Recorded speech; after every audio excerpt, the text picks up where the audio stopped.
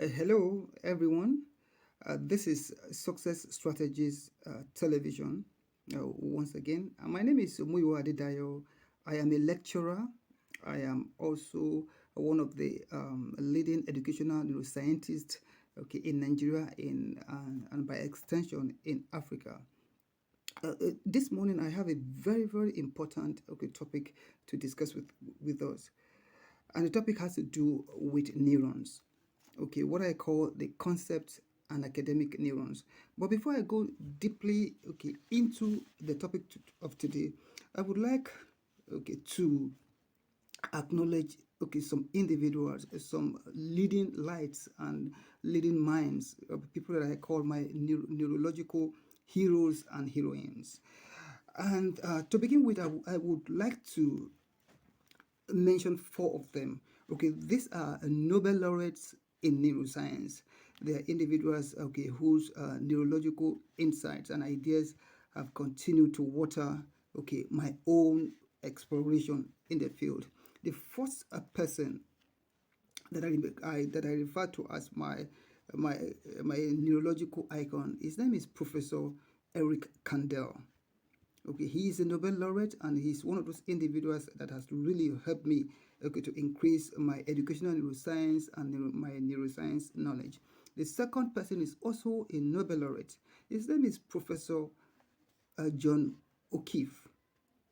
He was the one who discovered place cells in the brain, and he's referred to as the first individual to record the firing of neurons in the hippocampus.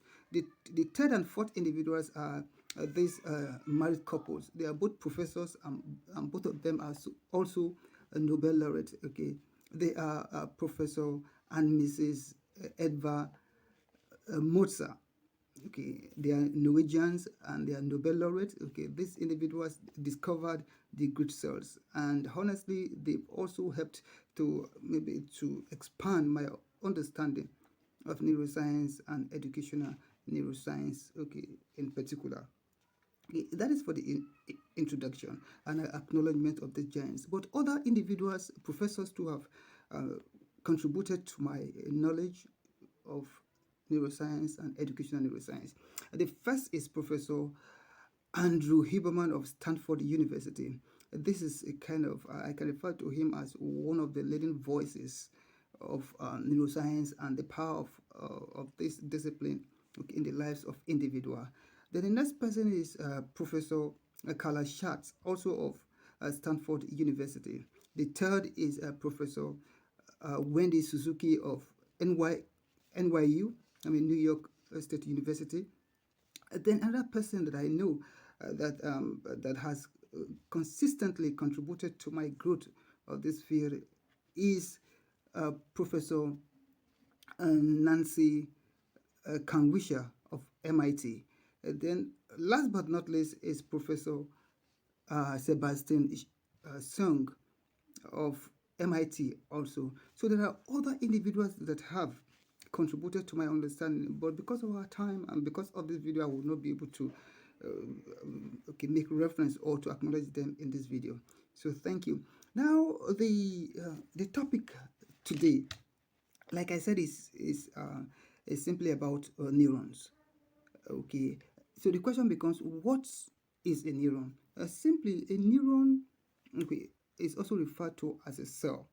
It is one of the predominant cells in the human nervous system. Not only human nervous system, but in primates, in vertebrates, and in all mammals.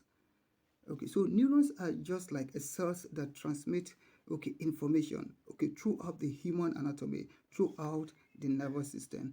And the next question is, what are the types of neurons that we have in the field of neuroscience or neurobiology or educational neuroscience? There are different types. We have the dopamine neurons, we have the serotonin neurons. We have the excitatory neurons, we have the pyramidal neurons or cells, etc. So there are different, in fact, according to studies, that there are thousands upon thousands of neurons. But for the sake of this video, I would like to zero in on those neurons that are connected to educational neuroscience. And there are neurons that I titled or that I labeled concept and academic neurons. Okay, so how do these neurons, or what is the connection between these neurons and the education sector, and what is the connection of these neurons to pedagogy, to teaching, to lecturing, etc. Yes, it is important, okay, that as neuroeducators, as educational neuroscientists, that we understand that there are specific neurons, okay, in the human brain, especially in the hippocampus, that are responsible, okay, for the encoding of academic information and data. That whenever a teacher or a lecturer is disseminating information in the learning environment, that it is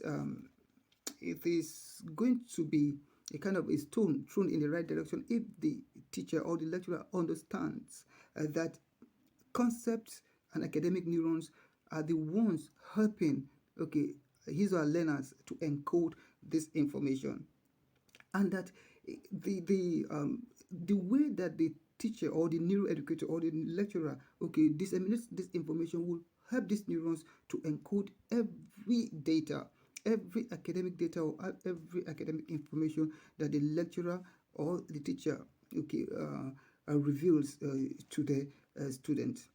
So on a final note, please and please, we are going to I'm going to expatiate this, okay, in our educational neuroscience course, okay, and training.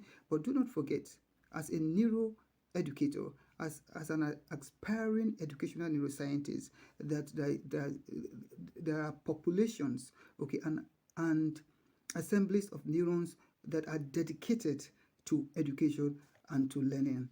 Thank you very much, and do have a great day ahead.